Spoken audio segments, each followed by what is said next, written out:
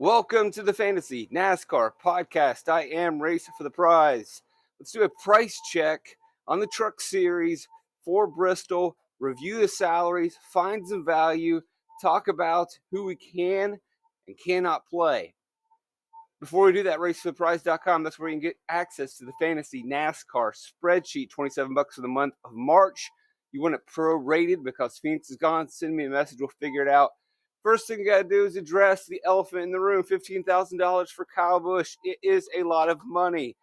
And long story short, we cannot make a definitive decision at the moment. I am sorry.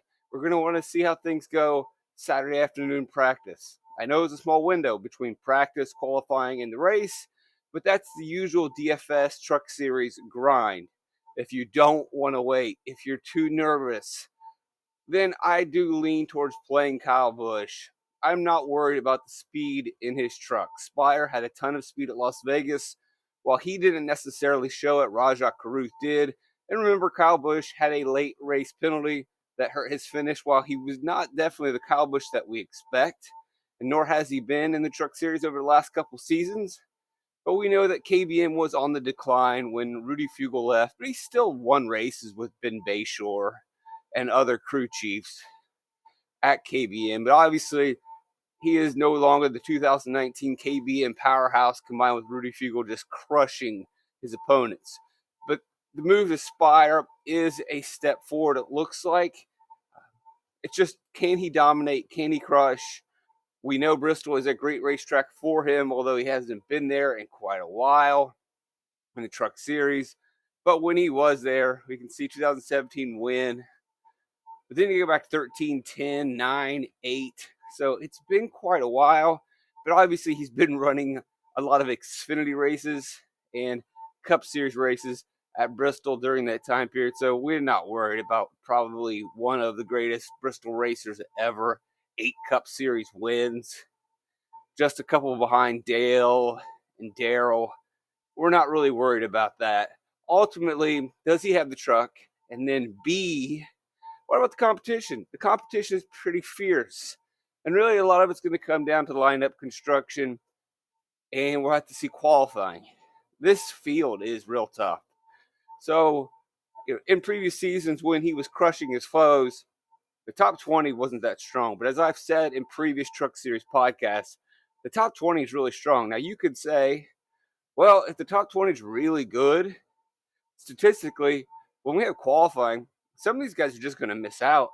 And so they're going to qualify maybe in the 30s, the back end of the 20s, and they all can get into the top 10.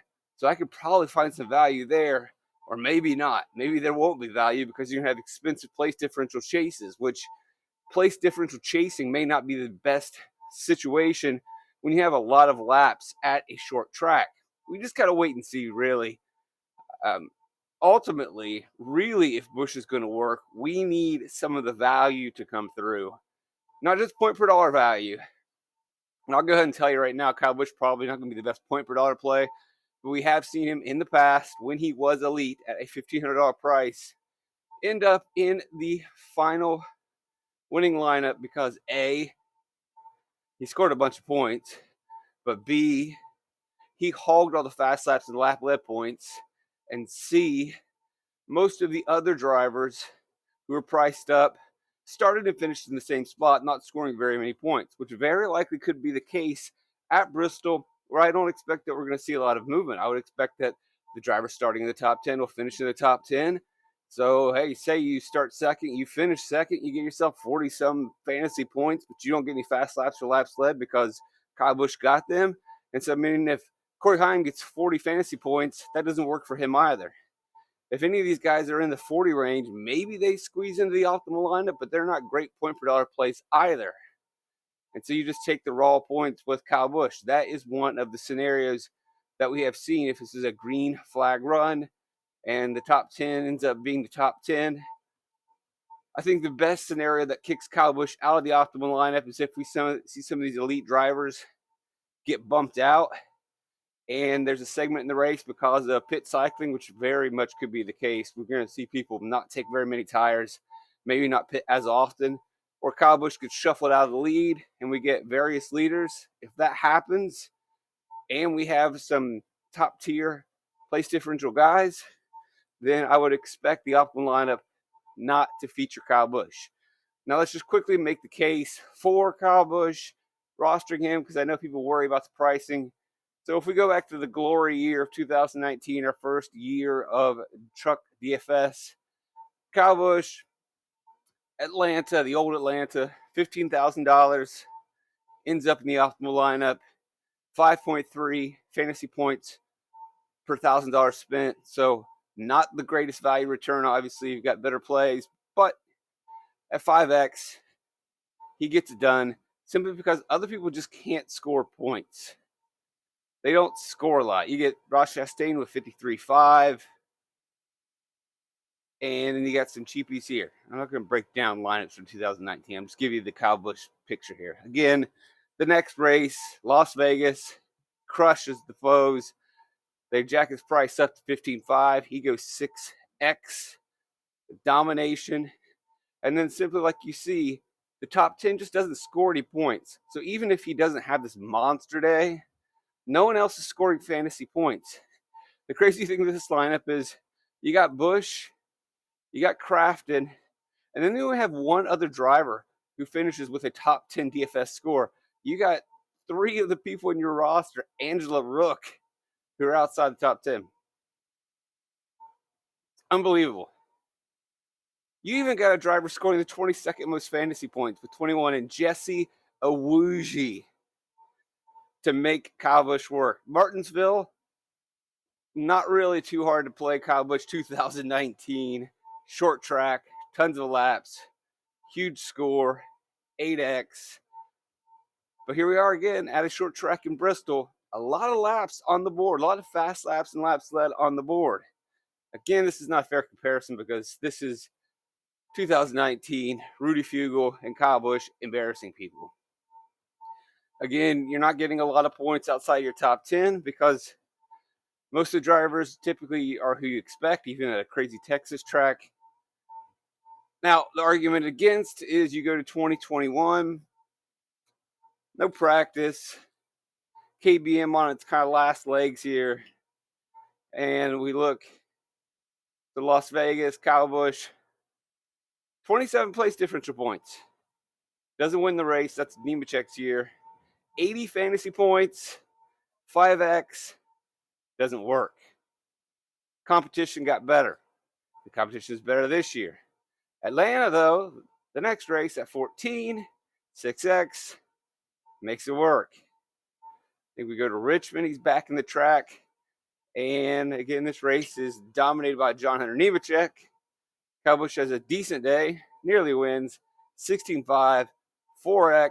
That's not going to get it done. So a lot of it's going to come down to competition as well. That's something to look for in practice are the other trucks very strong. That's as much as I can say for now. Those are your trends on can you play Kyle Busch at 15,000. There's a lot of variables in play. And you're going to want to check all those. And you're going to want to run optimizers. You're going to want to see where the field is before you make a definitive statement.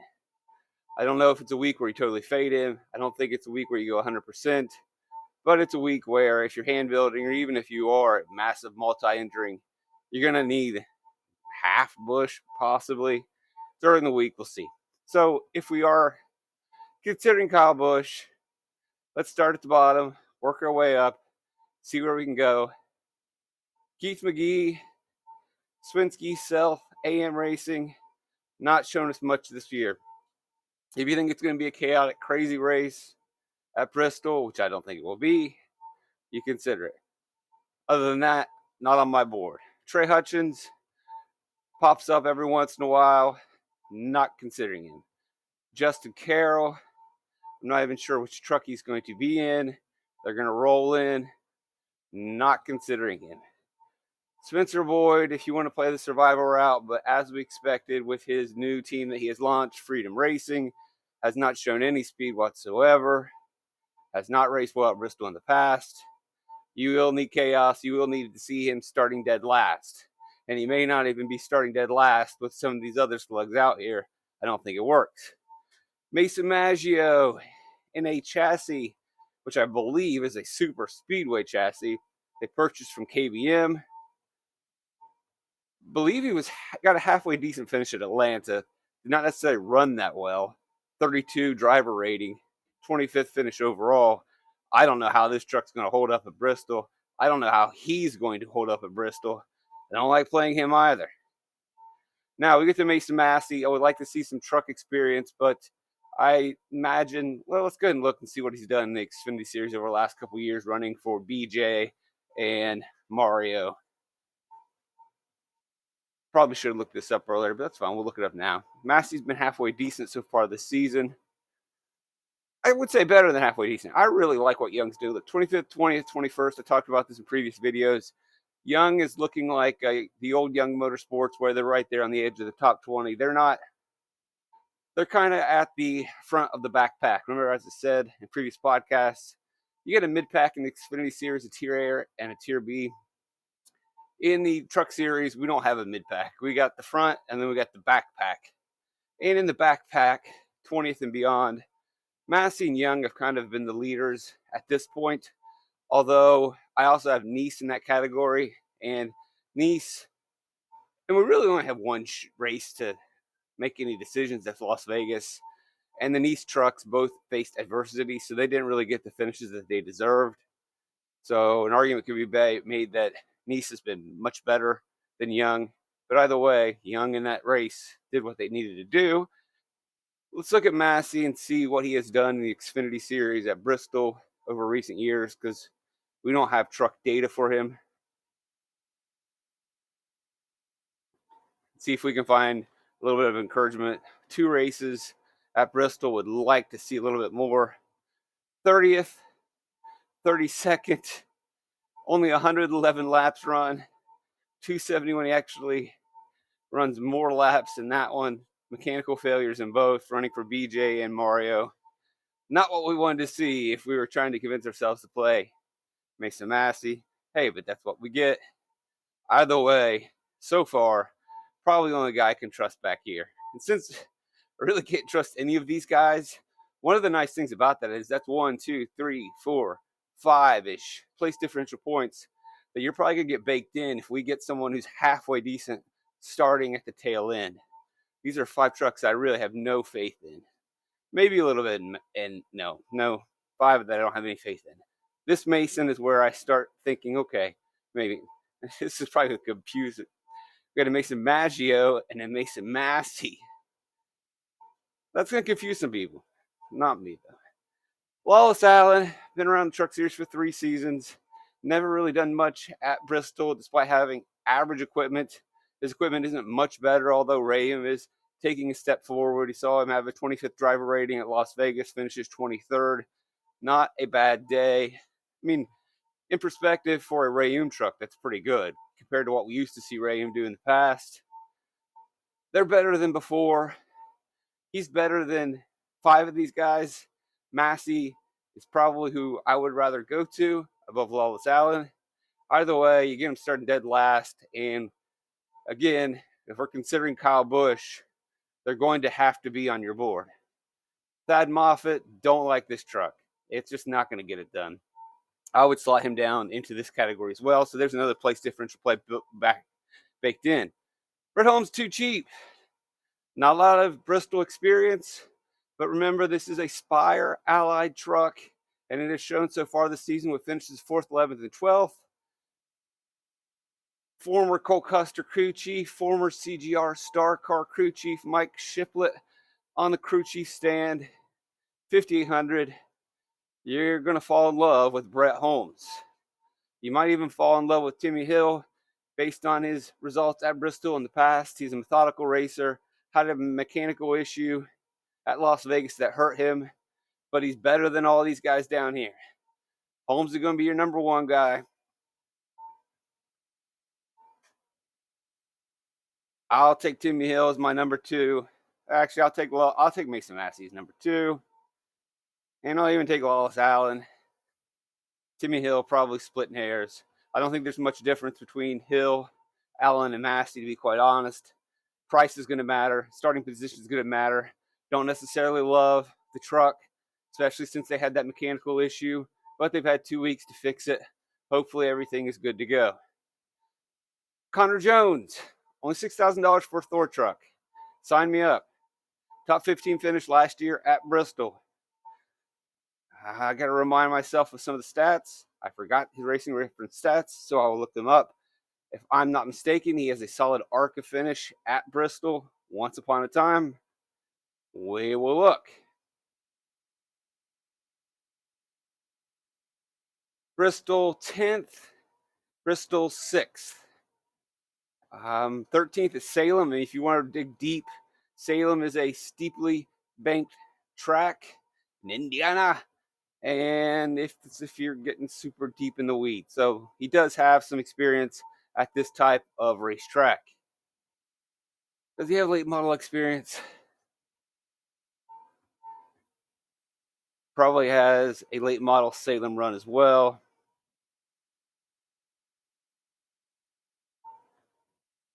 No, they don't run at Salem. Well, nothing there for us. Sorry, yeah.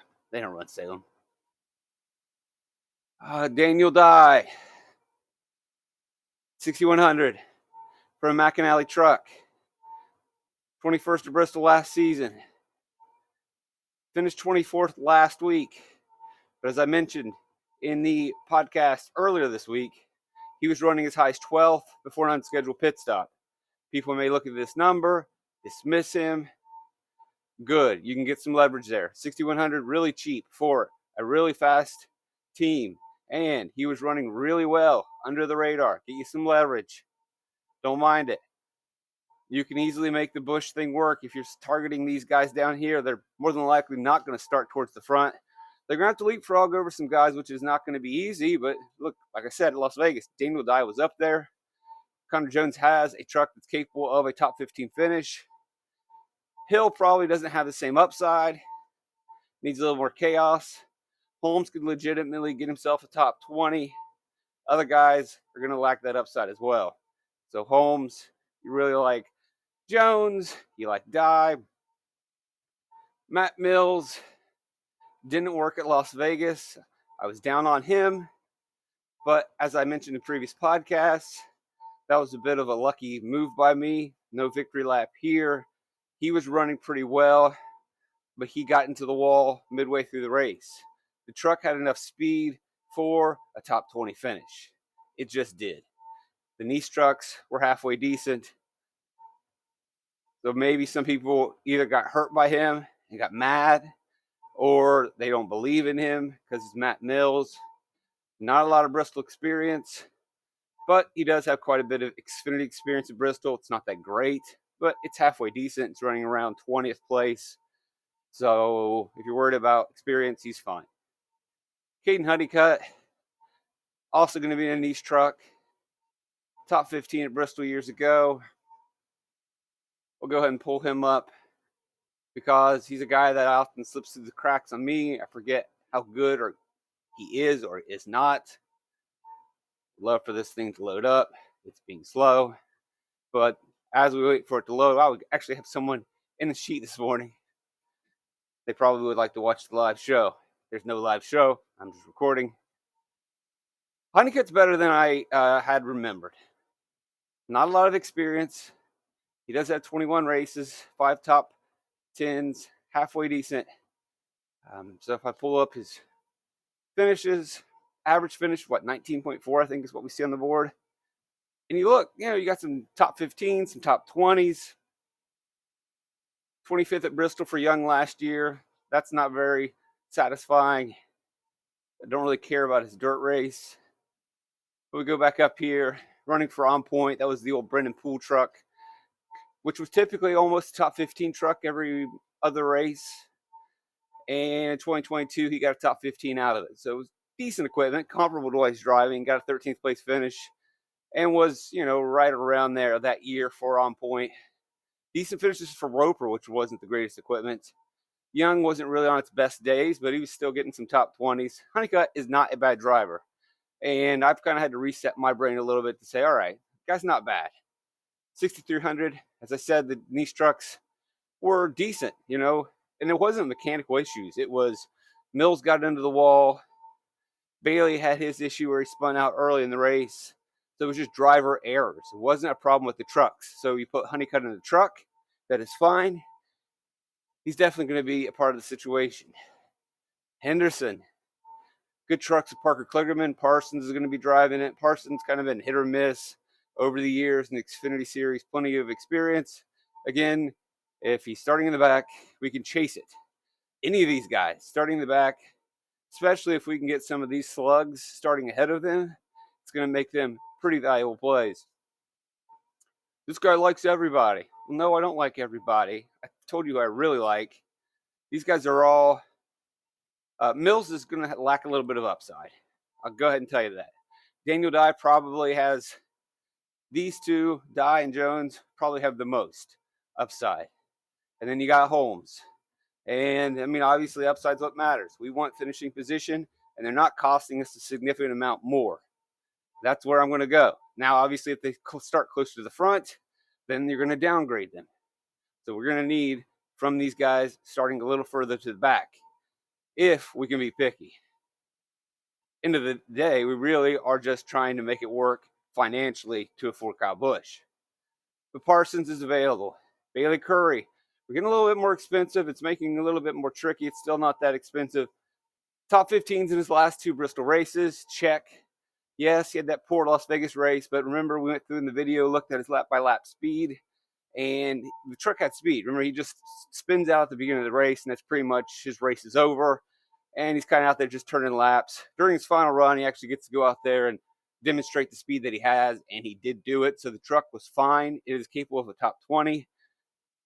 Based on his track experience, he could probably get in the top 15. So he's going to be right up there with the Daniel Dyes and the Connor Jones, but he's going to cost you more. Place difference is going to matter. Still under 7K. And we got a Tricon truck.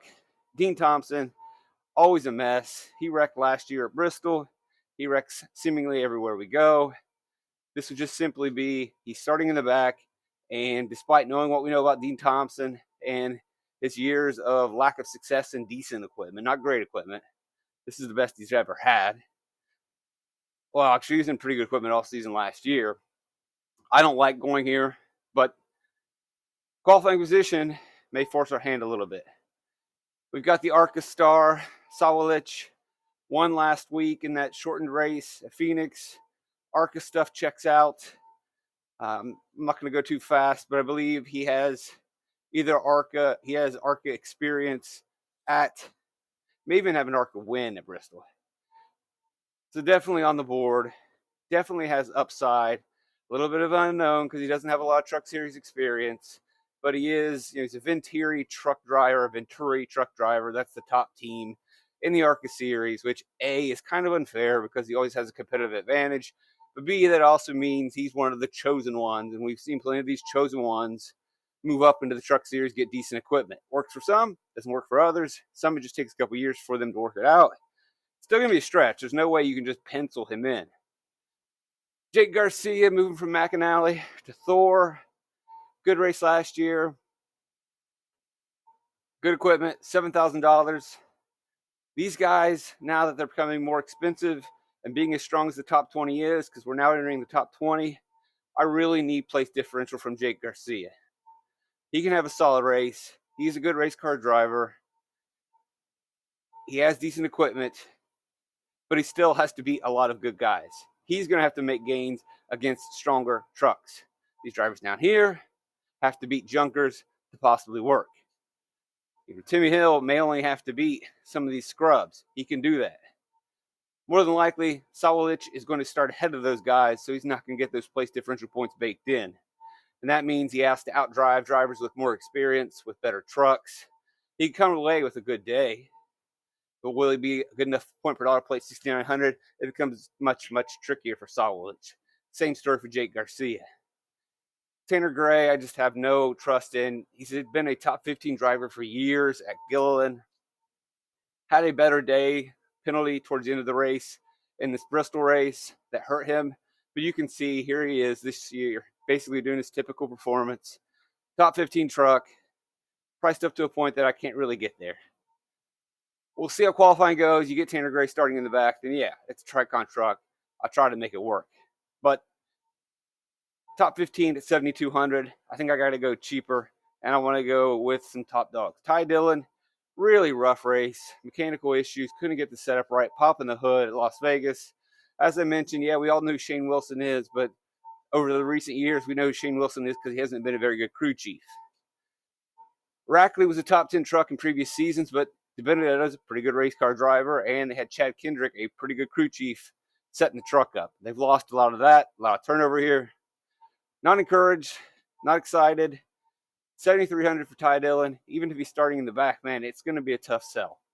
Didn't work last time, Las Vegas. Friesen just does not appear to be the Friesen that he once was. His team has fallen apart.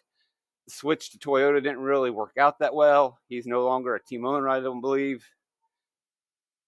Not looking great last week. Just not the same Friesen that nearly won a championship in 2019. Purdy at 7,500. You're basically just paying for the truck. Purdy has modestly improved, but he's not really a guaranteed top 10 driver. I don't see him scoring a lot of fantasy points. Did have a good race last season. Bama Buggy sponsor. Decent crew chief and Jason Trinchier spent all his years with Colleague. I'll need some convincing. I'll need some starting position in the back to make Purdy work because the price I just don't think is going to work at 7,500 for the anticipated builds. Matt Crafton, I mean, something wacky I think would have to happen. He had to have a really phenomenal race. Probably same thing could be said for Matt Crafton, although he did have speed at Las Vegas. He has been decent. Starting to gel with his crew chief who took over last season. Maybe, he's definitely alive again. I had pretty much written him off. And I don't want to say after one race, oh, Matt Crafton is back. But he's definitely beyond life support. He is back on the table. He is on the fringe. But 7,700, this would be only a place differential chase. Taylor Gray has been really good. The better Gray. He's not too expensive. If I can get double-digit place differential, I will likely look at him for sure. Not only has he improved year by year, he now has Jeff Hensley as his crew chief, the crew chief for Grant Enfinger in previous seasons. And you can look and see what Grant Enfinger had done year after year after year at Bristol. That's a really good setup for Taylor Gray to have some success. And so I probably shouldn't be completely dismissive of Taylor Gray. There is definitely top 5 speed in this truck. He had top 5 speed last year in this truck. He's there. And he probably should be priced higher than Lane Riggs. Lane Riggs, young stud. I believe he's got some late model experience at similar tracks, maybe at Bristol. But I think his Bristol second place was something as far back as 2018, so 5 years ago. So that's a little worrisome. It is the front row truck. He did have an issue at Las Vegas, which hurt his finishing position. He's young, still new. If it was 8,200 Lane Riggs at another track, maybe I would consider him. But again, this is such a stacked field anymore that it's not going to be easy, especially for a young driver. He's got so much potential. He does have a great truck, but we do have to acknowledge it's going to be growing pains. He's not just going to jump in and start winning because Zane Smith was winning in this truck. Todd Gilliland had good weeks in this truck and still didn't always perform as much as we wanted. Sanchez, Rev Racing / Spire Motorsports, capable of being a top 5 driver, capable of winning races, but in this field at Bristol, I don't think it's going to be his day. And penalty at Las Vegas hurt his finish. Should have had a much better day. 8,300 though for a top 5 driver. If you get double-digit place differential, he could work. Ben Rhodes, I'm not really excited. I'd much rather play Sanchez. I think Sanchez obviously doesn't have the experience. I think he's got a better truck. Rhodes just never really does anything for me in DFS unless he really messes up qualifying. Rajah Caruth at 8,700 after absolutely crushing. I've went over the speed, went over the laps. He is solid. Finished 6th last year running for GMS.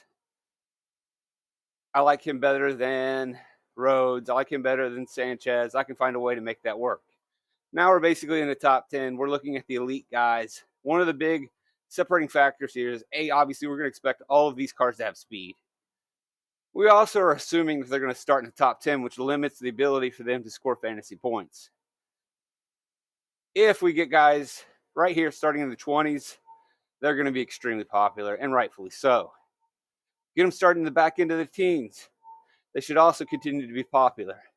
But as they creep closer to the front, it's really going to skew how we build our lineups. Because at this price, if we can't get enough place differential with as many laps as there's going to be, fast laps and laps that are going to need to be targeted. There's a scenario where Kyle Busch runs away at the show. I don't think that happens. I believe there's going to be other lap leaders. All these drivers have demonstrated they can lead laps. And so that's kind of where I'm spending at that point, with the assumption that good drivers are going to start where they need to be. They'll have good days, but they're not going to be good point per dollar plays simply because they start and finish in basically the same spot. And obviously under that scenario, these guys are going to be a little bit more easier to roster because they'll be more efficient point per dollar wise, because they simply just cost less dollars, fewer dollars. Enfinger, tons of success, but he hasn't been the best. Again, this is a McAnally McAnally allied truck, so maybe doesn't have quite the best stuff, but a good crew chief, top 10 truck.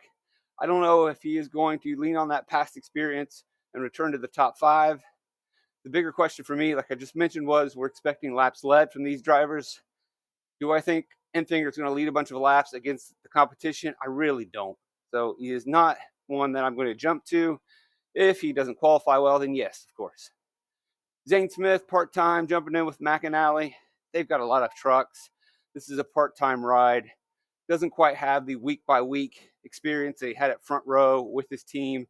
I believe that's a downgrade. We should be getting a little bit cheaper of a price tag. We're getting Zane Smith. Obviously, he's not as expensive as he was when he's a full-time champion, but I would like for him to be a little bit cheaper given the situation. Yeah, he's got second place at Bristol. Had an issue because of a penalty at Bristol in 2023. He did lead laps in that race, and that was through pit sequencing, because you can just stretch these tires out and stay out, which I think we will see, which could take points away from Kyle Busch. But end of the day, do I think Zane Smith is going to be one of my main targets to lead laps? No, I don't. Ty Majeski, I do believe he did win here. Then he had a blown tire at the end of stage 2, which pretty much ruined his race in Bristol in 2023. Was up near the front for that whole race. Him and Joe Shear have put together 2 really good races at this track. So other than that blown tire, can Majeski lead laps? Yes, he can.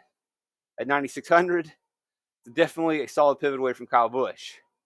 Maybe you can build a lineup with both of them. You'd have to run the optimization in the spreadsheet at racefortheprize.com or wherever you go. But I could see mathematically this working somehow. We have seen previous builds with, as I mentioned, that Martinsville race with Ross Chastain at above 9,000 and an expensive Kyle Busch. So it can work. You're going to be dumpster diving, and you're going to have some plays like a Jesse Iwuji scoring 20 fantasy points. But it can be done. So the idea of, if I play Kyle Busch, then I only want 1 lap leader. What if he cycles away from the lead? It can still work. Eckes can lead laps. Lost this race last year. Lap traffic got him at the very end. Crushed the scoreboard. Yes. A concern, though, Eckes, during his tire test at North Wilkesboro, was a little concerned with the speed. He did finish 6th at Las Vegas. Oh, good. But in his own words, he was more of a 10th place truck. He benefited from those penalties that happened at Las Vegas that knocked Kyle Busch out, that knocked Nick Sanchez out, that affected Ty Majeski. So he is a little worried about having as much speed as they need. But again, he was really good here last year, had plenty of speed last year for Bill McAnally. I think that might also just be a driver not really satisfied with what they did at Las Vegas. This is a different track where they have a good setup. So let's not go too overboard on Las Vegas and Bristol. They are not the same. We don't necessarily know that speed's going to carry over. We're not going to dismiss Las Vegas completely, but let's not go a little overboard and saying, oh, well, they didn't have enough speed at Las Vegas. Drivers always want more speed. Corey Heim wins this race, but had a really good race to begin with. Tricon, strong. Scott Zipadelli, strong. Can he lead laps? Yes. The first thing that jumps out at me is, if you remember from the Las Vegas race, Tricon did not really qualify all that well. And so you may get the situation where Heim is starting towards the back of the top 20. And at that point, he does become a valuable play. But remember, we may not want to chase place differential that much if, say, Corey Heim starts. Let's imagine Corey Heim starting 18th. Oh boy, that's pretty exciting. It's a lot of place differential points. But if Kyle Busch runs all of these laps and leads laps, and Majeski starts toward the front and leads a bunch of laps, the place differential is nice for Heim, but it will be overcome by Majeski's hog points or dominator points, and Kyle Busch's hog points or dominator points. There's just more of those points available. And I mean, he could do both, but just setting up the scenario. And then obviously we've already talked about Kyle Busch. So in terms of hogs, those are my favorites. Can't really get to Smith. I skipped over Ankrum, and I shouldn't have. He's having a terrific season. This will be a really good challenge. 4th highest driver rating at Las Vegas. Fast in practice, fast in qualifying. The one note I will make is because we still, after years, are not really high on Tyler Ankrum. He's been everywhere, never performed. This is the first time that he is performing. Not a lot of people are buying in, but so far he's shown just enough as Rajah Caruth, right? Obviously, Caruth's got the win, but Ankrum was right up there. Caruth doesn't have a lot of experience either. If we can trust Rajah at 87, then we can probably lean on Ankrum at 9,000 and not be too worried either. That'll do it for the Truck Series. Price check. Hopefully, I'll give you some of the ideas that I'm targeting early in the week. Feel free to change your mind. Feel free to disagree. There's comments. Like, subscribe, share the video. Blessed to have you guys around. Love you guys. Triple Light's fantastic.